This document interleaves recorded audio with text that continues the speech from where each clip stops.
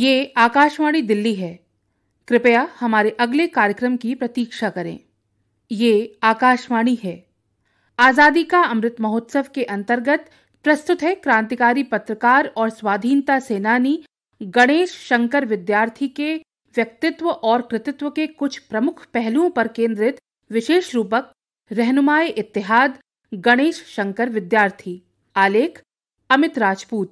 प्रस्तुतकर्ता doctor Sanjay Singh Verma.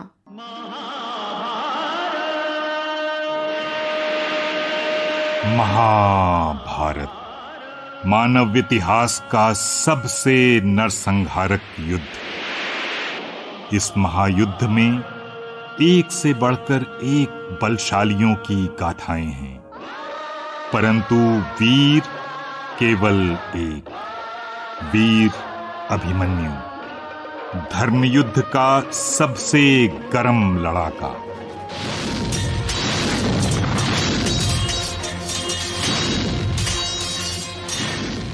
तुम इस चक्रव्यूह में प्रवेश तो कर गए हो पार्थपुत्र, परंतु हमारे जाल से कैसे बाहर निकलोगे अभिमन्यु?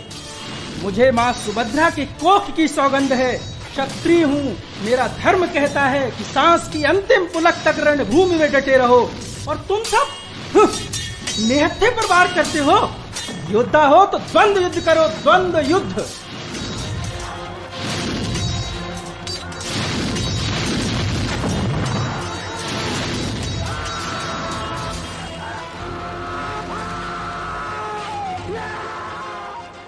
इतिहास खुद को दोहराता है।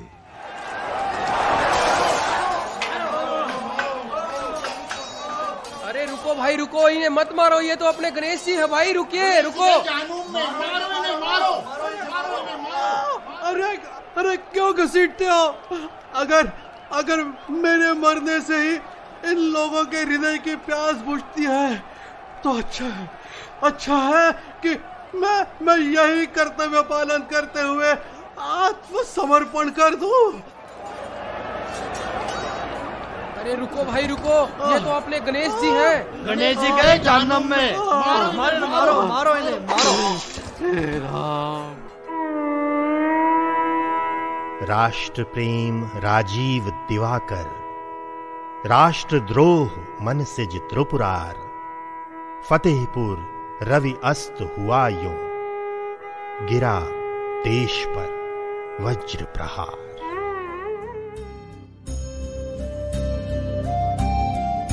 भारत की स्वाधीनता भारतीयों का अधिकार है।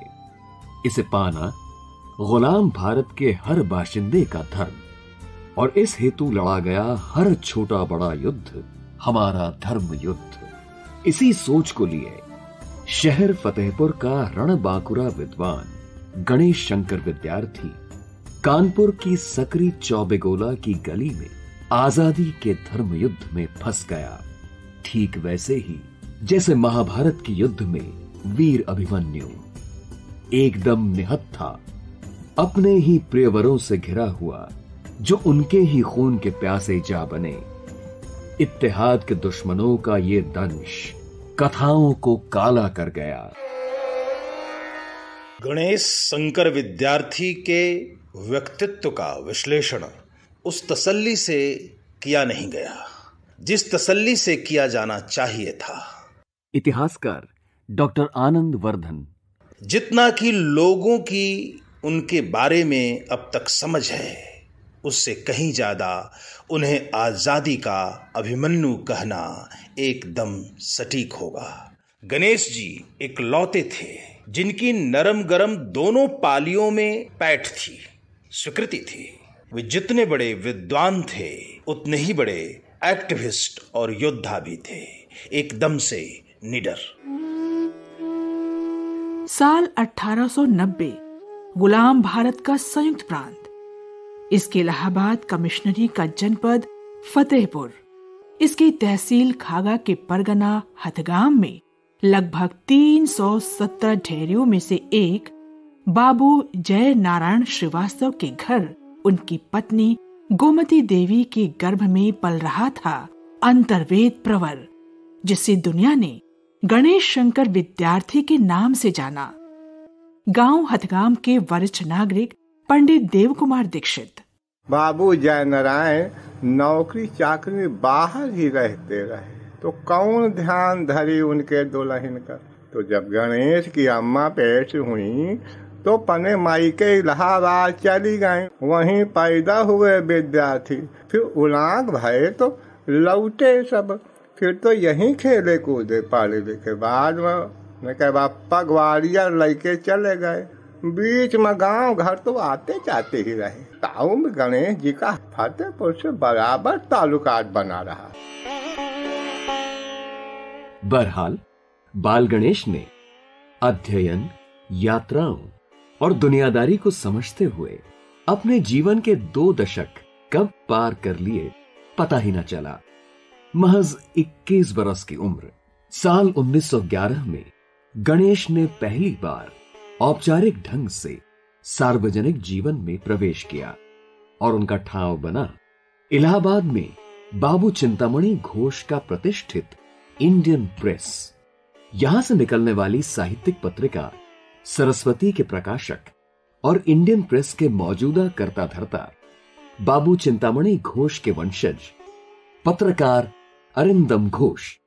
उनकी कर्मठता एवं निष्ठा को देखकर सरस्वती के तब के संपादक महावीर प्रसाद द्विवेदी ने बाबू चिंतामणि घोष से अनुरोध किया उनको सह संपादक बना दिया जाए।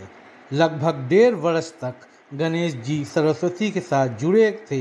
उसके बाद वो कर्मयोगी एवं अभ्युदय के साथ जुड़े और फिर 1913 में कानपुर में अपने संपादन में प्रताप नाम की पत्रिका को निकाला।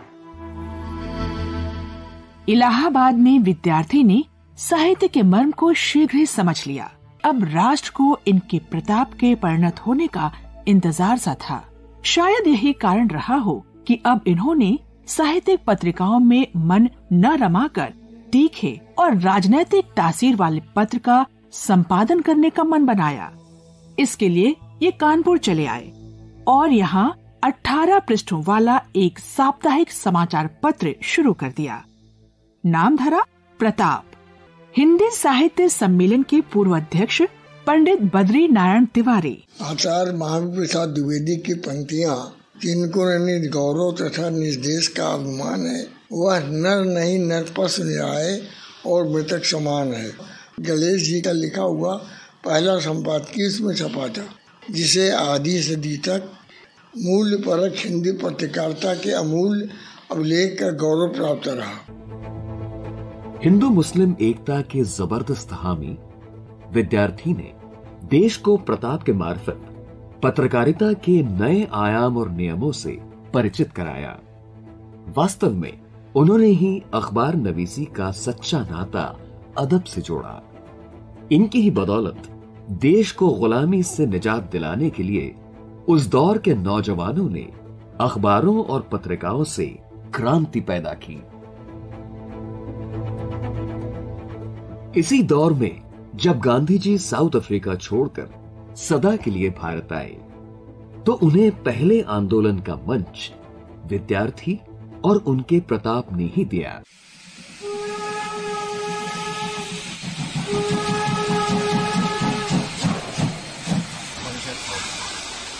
नवीन जी, जरा देखिए तो गांधी जी प्लेटफॉर्म पर कहाँ हैं? विद्यार्थी जी, वो देखिए, वो रहे गांधी जी। आइए चलते हैं।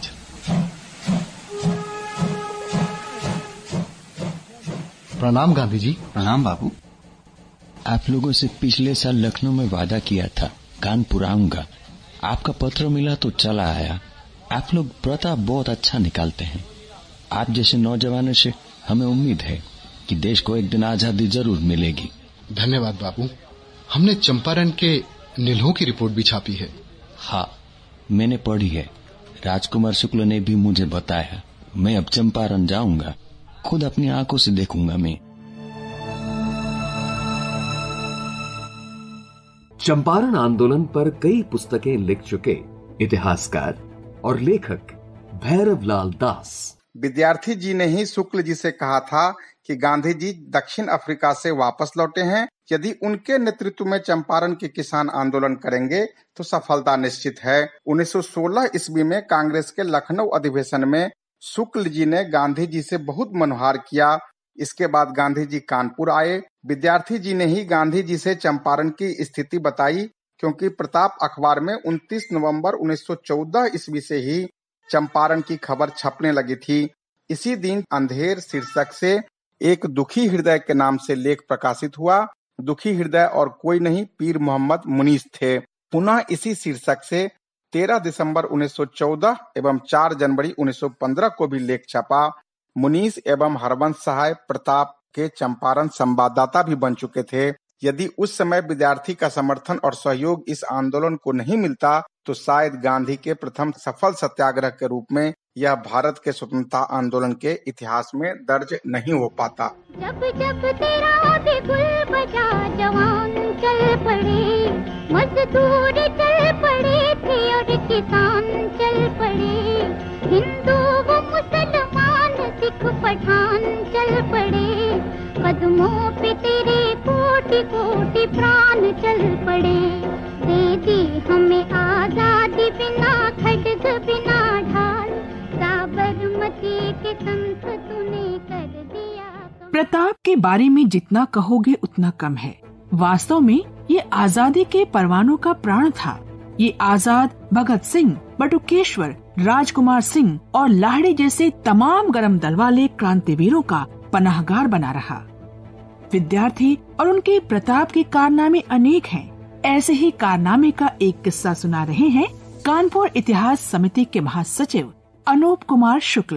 कानपुर के सुप्रसिद्ध क्रांतिकारी शिव वर्मा जब सजा पूर्ण करने के बाद जेल से छूटे तो वह जेल से ही गुप्त रूप से छिपा करके शहीद राम प्रसाद बिस्मिल की आत्मकथा को बाहर ले आए। बाहर लाकर उन्होंने उस आत्मकथा को गणेश शंकर विद्यार्थी को सौंपा। गणेश शंकर विद्यार्थी ने बिस्मिल की शहादत के बाद उस आत्मकथा को प्रताप प्रेस कानपुर से प्रकाशित किया। प्रताप प्रेस से प्रकाशित बिस्मिल की आत्मकथा क्रांतिकारियों में जोश भरने के लिए, उद्वेलित करने के लिए काफ़ी मददगार सिद्ध हुई, जिससे ब्रितानी हुकूमत काफ़ी हैरान परेशान हो गई।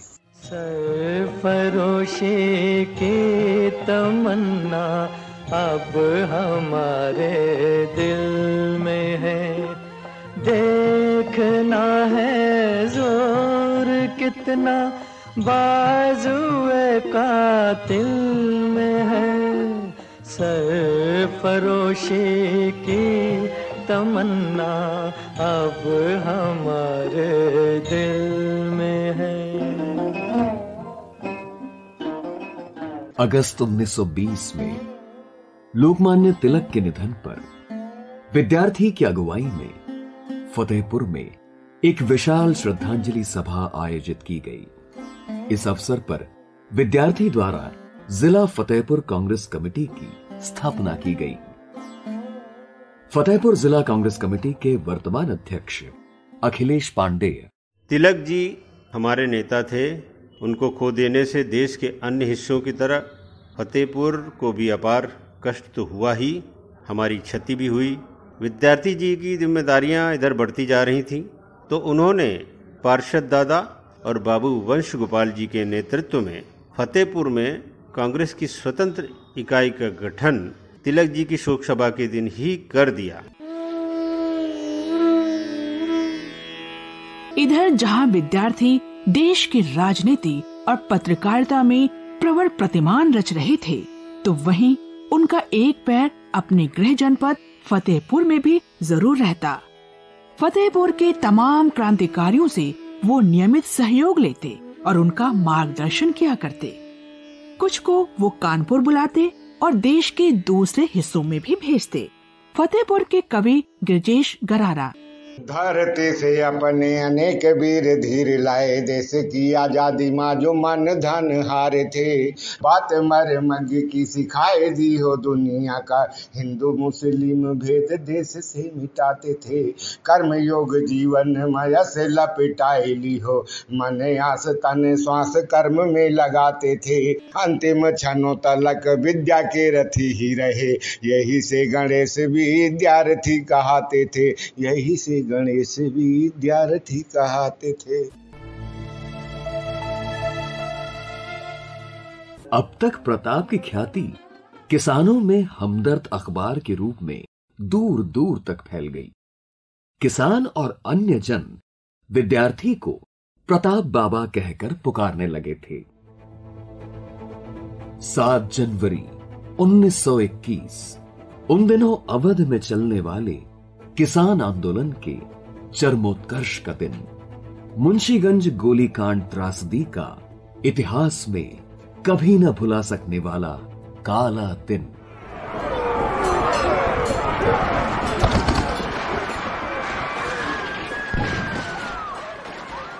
पंडित मोतीलाल नेहरू के पुत्र जवाहर रायबरेली में बहने वाली सई नदी के इस तट पर खड़े हैं। दूसरे तट पर रेल लाइन और सड़क के मध्य सरपत पुंजों से थोड़ा हटकर नदी की लहरियादार रेती में अनेकों किसान अपनी छातियों पर गोलियों की बौछारें सह रहे हैं। थोड़ी ही देर में सई नदी का पानी लहूलुहान हो उठा। लाशें इक्को में लाद कर ठिकाने लगाई जा रही हैं। इन लाशों को जवाहरलाल नेहरू ने स्वयं देखा था। हाँ, वापसी में मैंने चंद लाशें देखी जो एक तांगे में इकट्ठा बेतरतीबी के साथ पड़ी हुई थीं। यह तांगा बगैर घोड़े के मुंशीगंज पुल के पास खड़ा था। इस मुंशीगंज गोलीकांड की जलियांवाला बाग से तुलना की जाने लगी। हालांकि राजाओं और तालुकदारों के दबाव और धमकियों ने तमाम पत्र पत्रिकाओं की निब को कुंठित कर डाला था, मगर वहीं विद्यार्थी का अखबार प्रताप सूबे के किसानों की आवाज बनकर दहाड़ता रहा। विद्यार्थी ने अपने अखबार के 13 जनवरी 1921 के अंक में डायर शाही ओ डायर शाही नामक शीर्षक से एक संपादकीय प्रकाशित करके इस घटना का साहस और वीरता के साथ प्रकाशन किया। प्रताप के इस ऐतिहासिक संपादकीय से पूरे देश में तहलका मच गया। वरिष्ठ पत्रकार रतिभान त्रिपाठी। मुंशीगंज गोलीकांड के विरोध में देश भर में अनेक जनसभाएं हुई। उस समय सभी संपादकों को एक नोटिस भेजा गया। उसमें उन्हें अपने पत्र में क्षमा याचना करने के लिए कहा गया, लेकिन यह नोटिस जब गणेश शंकर विद्यार्थी को मिला तो उन्होंने ऐसा करने से साफ इनकार करते हुए अदम्य साहस और निर्भीकता का परिचय दिया। इस तरह उन्होंने किसानों के हित में पत्रकारिता का नायाब उदाहरण गढ़ दिया। किसानों का सत्याग्रह बढ़ता ही जा रहा था। इस बार विद्यार्थियों को जेल भी हो गई। इनके साथ जेल में पंडित मोतीलाल नेहरू, राजर्षि पुरुषोत्तम दास टंडन, मैथिली शरण गुप्त और आचार्य कृपलानी भी बंदी थे। श्यामलाल गुप्त पार्षद भी उसी जेल में थे। रिहाई के बाद साल 1923 में पार्षद ने फतेहपुर में एक विशाल प्रादेशिक राजनीतिक सम्मेलन का आयोजन किया। इस सम्मेलन के पहले दिन पंडित मोतीलाल नेहरू ने इसकी अध्यक्षता की। दूसरे दिन की अध्यक्षता गणेश शंकर विद्यार्थी ने की। इस सार्वजनिक सभा में विद्यार्थी ने ब्रिटिश सरकार के विरुद्ध एक ओजस्वी भाषण दिया।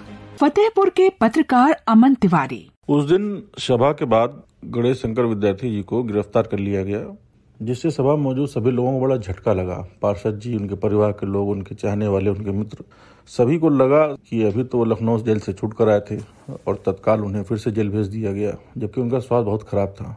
लोगों में इस बात की चर्चा थी कि अगर जेल में उनको कुछ हो गया तो ये बड़ी दुखद घटना होगी। उन पे राजद्रोह का मुकदमा चलाया गया। विद्यार्थी को सजा से पूर्व माखनलाल चतुर्वेदी समेत उनके कई मित्रों ने उन्हें माफी मांग लेने की सलाह दी, परंतु वीर विद्यार्थी की आत्मा इसके प्रतिकूल थी। इस पड़ाव पर विद्यार्थी की पत्नी चंद्र प्रकाश देवी के पत्र ने उनके मन को और भी विंध्य सा दृढ़ बना डाला। इस पत्र में उनकी पत्नी ने लिखा था, मैं कर्तव्य करते हुए तुम्हारी मृत्यु भी पसंद करूंगी और इस निश्चय के लिए तुम्हें बधाई देती हूँ। फिर क्या था, विद्यार्थी अपने दुर्बल शरीर के साथ पुनः हंसते हंसते जेल चले गए। अमन तिवारी। गणेश जी की गिरफ्तारी को लेकर उस दौर के सभी अखबारों ने प्रमुखता से खबरें छापी।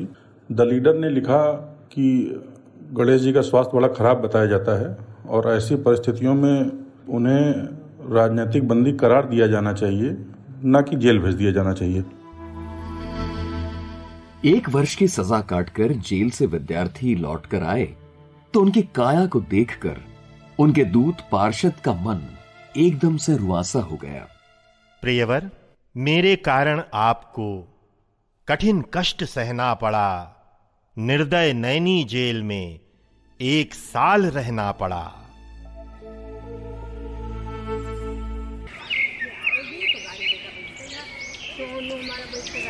देखिए टंडन जी, हमारी कांग्रेस ने अपना ये प्रयास तो पूरा कर लिया है। हमारा एक मंच और छांव देने के लिए उसका एक ध्वज तैयार हो गया है। इस ध्वज के तले समाज के लगभग हर वर्ग को इकट्ठा कर देश की आजादी के लिए कदम बढ़ाने का और उन्हें प्रोत्साहन देने का प्रयास भी चल रहा है। बेशक, पर मैं कुछ और कहना चाह रहा हूँ। कांग्रेस को अपने इस ध्वज के लिए एक गीत की जरूरत मालूम पड़ रही है। वाह, बहुत ही नेक सुझाव है। परंतु अध्यक्ष जी, इस झंडा गीत का भाव, स्वरूप, पदों की संख्या, भाव प्रवाह और व्यंजना आदि कैसी होनी चाहिए, ये तय करना गंभीरता का विषय होगा। इसकी चिंता हमें क्यों करनी, जब गणेश विद्यार्थी जी स्वयं यहाँ मौजूद हैं। वो ही सब तय करेंगे कि हमारा राष्ट्रीय झंडा गीत कैसा हो। क्यों गणेश जी, कहिए। हाँ विद्यार्थी जी, बताइए। जी, जैसा कांग्रेस आला कमान का आदेश। वरिष्ठ पत्रकार प्रेम शंकर अवस्थी बता रहे हैं, उन्होंने एक ऐसे कवि श्यामलाल गुप्त पार्षद को चुना जो देहाती आदमी है और अपनी जनभाषा में कविता लिखते थे। विद्यार्थी जी ने उन्हें झंडा गीत लिखने को कहा। दायित्व तो बड़ा था, वो घबराए, लेकिन फिर विद्यार्थी जी की प्रेरणा से अपनी कलम से ऐसा झंडा गीत लिखा जो कालज जयी होकर करोड़ों कंठों का अमर स्वर बन गया।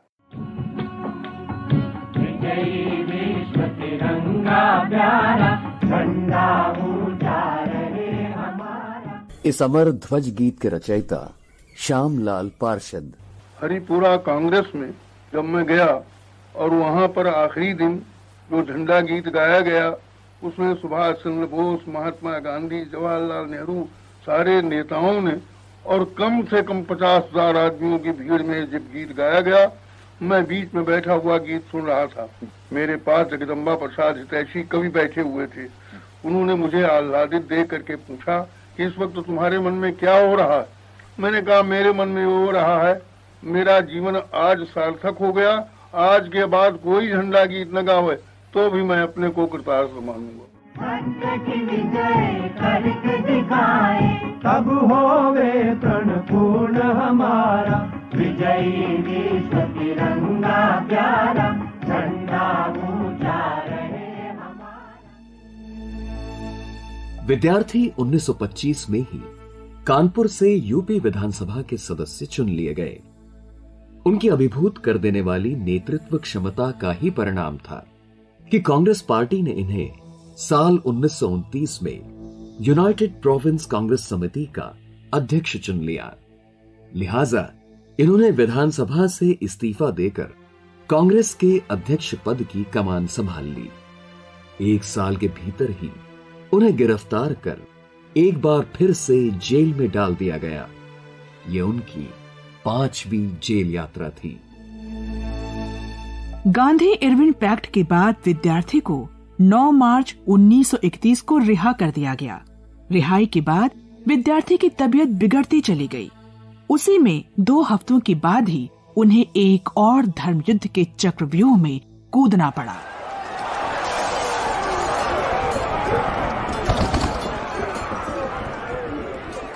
कानपुर कब्रिस्तान बनने को तैयार था। शहर में दंगे की शक्ल में कोहराम मचा था। गणेश शंकर विद्यार्थी की बेटी विमला विद्यार्थी ने स्पष्ट कहा, ये एक सुनियोजित दंगा था। ब्रिटिश सत्ता का मकसद दो समुदायों में दंगा कराना था और उससे भी अहम चीज विद्यार्थी जी को, जो इस ब्रिटिश सत्ता का आमूल चूल परिवर्तन करना चाहते थे, सदैव के लिए रास्ते से हटाना था। इतिहासकार डॉक्टर फूल सिंह नरवरिया, शहर में बलवा हो और विद्यार्थी चुप रहें, ऐसा तो संभव नहीं था। ये बलवा करने वाले भी जानते थे। बहुत सारे विद्वानों का मत है कि कानपुर का वो दंगा प्रायोजित था।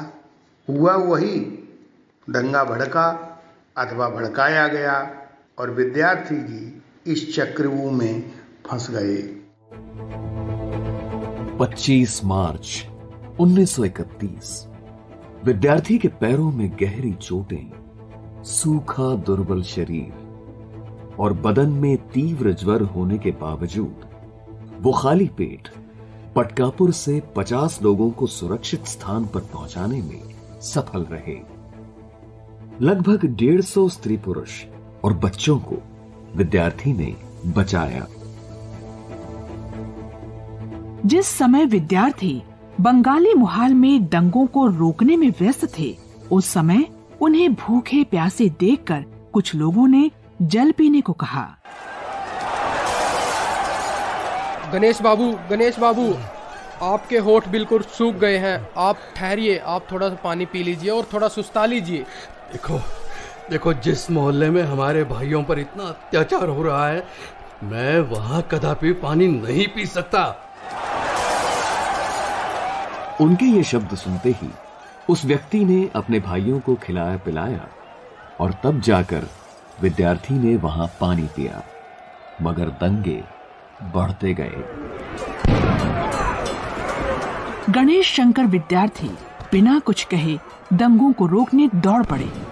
मिश्री बाजार और मछली बाजार के लोगों को सुरक्षित जगह पर पहुंचाकर वे चौबे गोला पहुंचे। वहां कुछ ने उन पर और उनके स्वयं सेवकों पर हमला कर दिया। अरे रुको भाई रुको, ये तो अपने गणेश जी हैं। गणेश जी गए जहन्नम में। मारो इन्हें, मारो।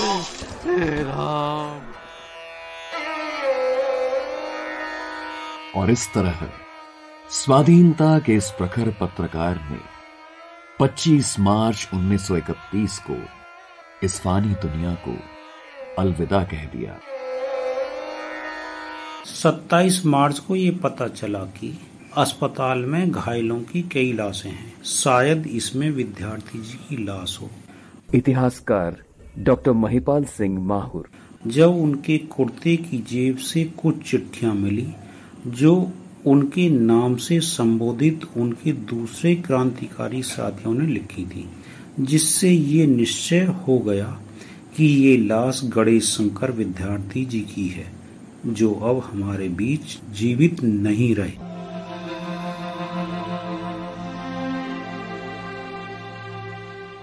तू गरीबों का सदा हमदर्द था, हमराज था। आप ही अपने दिली जज्बात की रौ में बहा, जान ही देकर किया पूरा उसे जो कुछ कहा। आज हम सबके लिए तू ए खुदाए इत्तेहाद हो के कुर्बान बन गया है। रहनुमाए इत्तेहाद, रहनुमाए इत्तेहाद।